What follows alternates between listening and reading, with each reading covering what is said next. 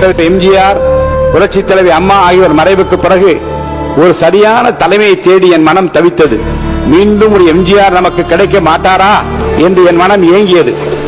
அந்த ஏக்கத்தை, அந்த தவிப்பை போக்கிய மாபெரும் தலைவர் தான் நம் முன்னாலே அமர்ந்திருக்கின்ற வாழும் எம்ஜிஆர், மக்களின் மகத்தான தலைவராக பரிணமிக்கும் மாண்புமிகு முதலமைச்சர் தளபதி விஜய் அவர்கள்.